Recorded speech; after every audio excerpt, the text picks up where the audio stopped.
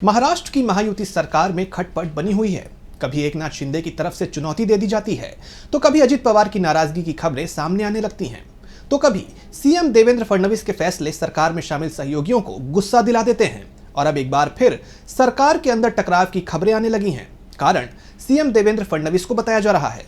तो क्या है पूरा मामला, देखिए इस रिपोर्ट में। महाराष्ट्र सरकार में घमासान मचा हुआ है। सरकार बनने के बाद से ही डिप्टी सीएम एकनाथ शिंदे की नाराजगी की बात सामने आती रही है।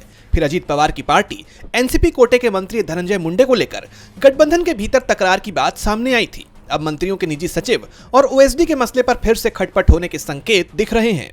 दरअसल फडणवीस सरकार में एकनाथ शिंदे और अजित पवार डिप्टी सीएम हैं, लेकिन फडणवीस किसी भी मसले पर इन दोनों को कोई ढील नहीं देना चाहते हैं। इसी के चलते बीते दिनों पालक मंत्रियों की नियुक्ति पर भी विवाद हुआ था। अब मंत्रियों के निजी सचिव और ओएसडी की नियुक्ति पर भी विवाद देखने को मिल रहा है। देवेंद्र फडणवीस ने सभी मंत्रियों को जानकारी दी है कि किसी का विशेष कार्य अधिकारी यानी ओएसडी और निजी सचिव किसी दागी व्यक्ति को हरगिज नहीं बनने दिया जाएगा।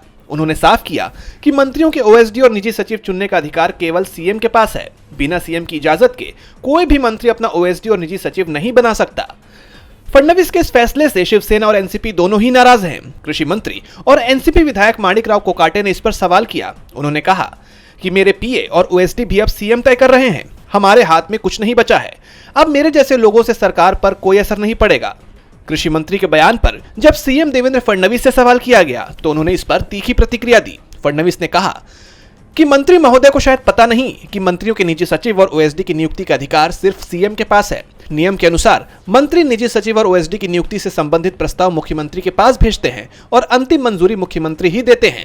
अब तक मेरे पास 125 नाम प्राप्त हुए हैं, जिनमें 109 नामों को मंजूरी दी गई है, जबकि बाकी नामों को मंजूरी नहीं दी गई है क्योंकि उनके खिलाफ किसी न किसी प्रकार के कोई आरोप है। इसके अलावा उनके खिलाफ किसी न किसी तरह की जांच भी चल रही है।